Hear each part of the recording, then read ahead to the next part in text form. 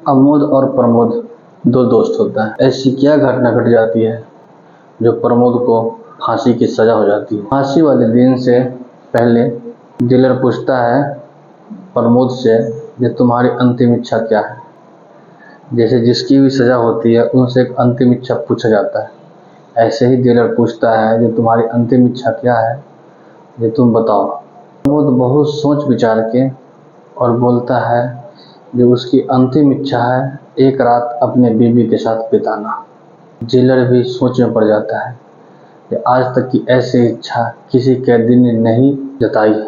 इसने एक रात बीवी के साथ बिताने के लिए बोला है तो नियम अनुसार इसको एक रात इसकी बीवी के अनुसार बिताने देना होगा। और ऐसा ही होता है।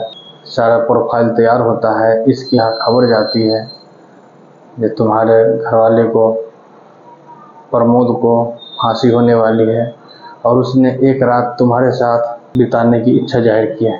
तो इसकी बीवी भी खुशी खुशी और दुख थी, फिर भी एक रात मौका मिल रहा है कि आपस में बैठ कर दुख सुख बांट सके।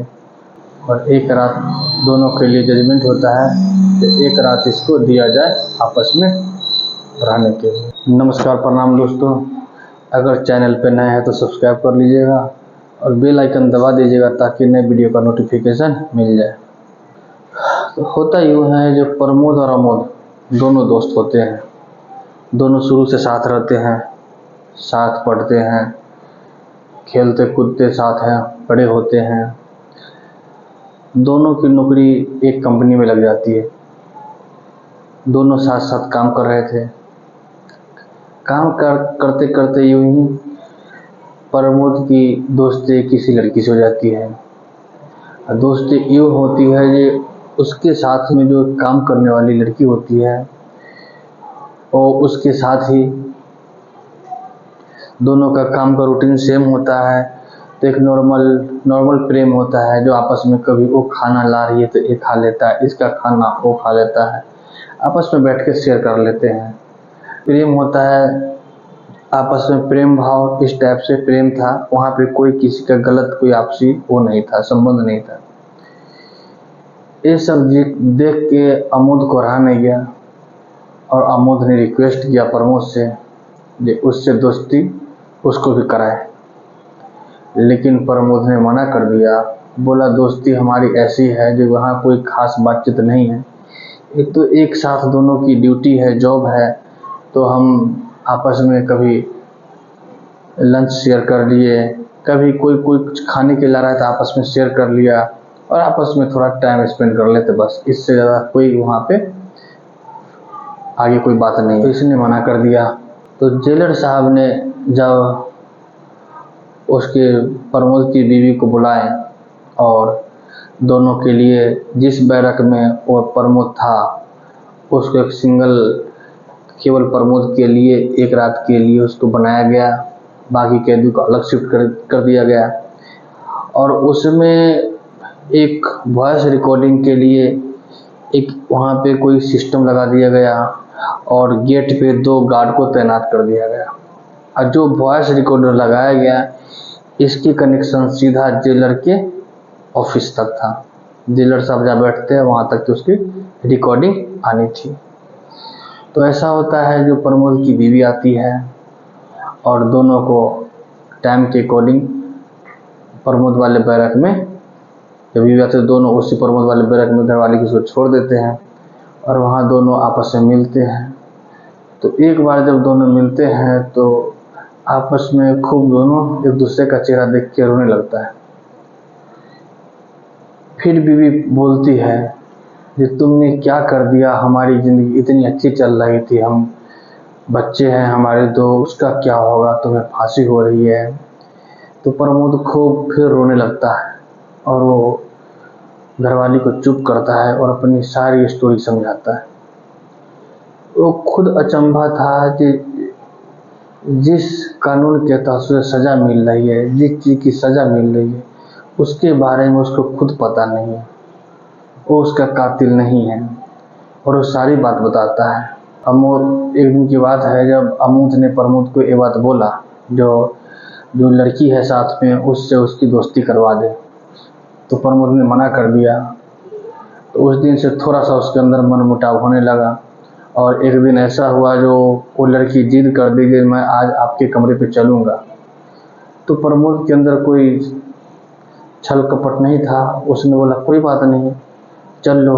तो उसको साथ लेके आया और घर में बनाए खाए।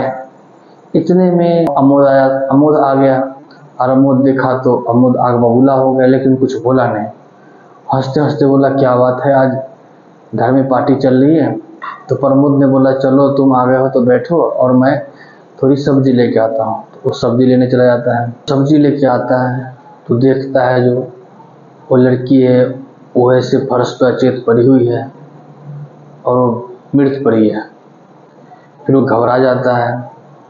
जितनी देर में सोचता है उतनी देर में पुलिस आ जाती है।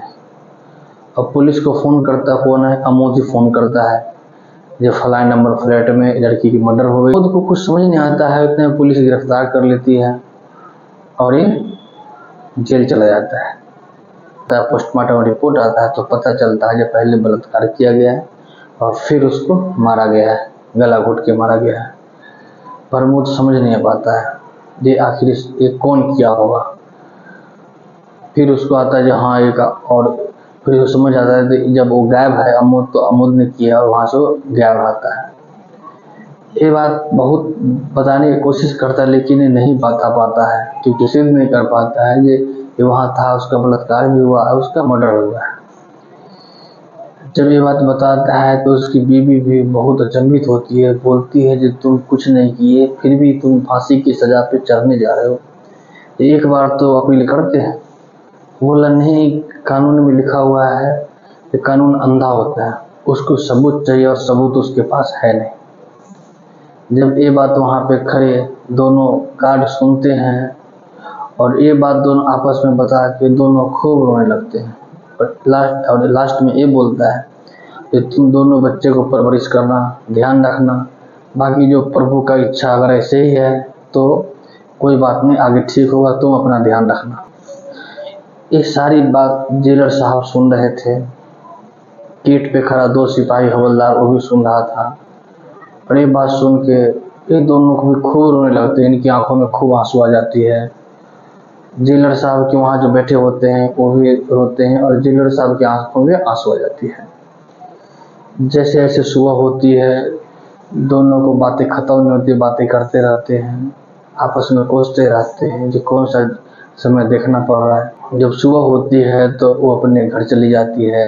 फिर इस रिकॉर्डिंग को वायरल किया जाता है और जेलर साहब फिर आपस में सारे ऑफिसर बैठ के इस पर डिस्कस करते बात करते हैं कि इसकी बातों से पूरी वो है कि ये गुनहगार नहीं है, गुनहगार तो अमोद है। और फिर अमोद को ढूंढना शुरू करते हैं, उसको ढूंढ के लाया जाता है और इसको बाइज्जत बरी कर देते हैं। और ये जब खबर पहुंचती है उसके घरवाली के पास तो खुशियों से झूम उठती है। फिर इस और अमोद को फांसी की सज़ा मिलती है और प्रमोद बच जाता है। कर भला तो हो भला। आज की स्टोरी कैसी लगी? और चैनल पर नए हैं तो सब्सक्राइब कर लीजिएगा, बेल आइकन दबा दीजिएगा और स्टोरी अच्छा लगे तो लाइक ज़रूर कीजिएगा, शेयर कीजिएगा। जय हिंद, जय भारत, नमस्कार।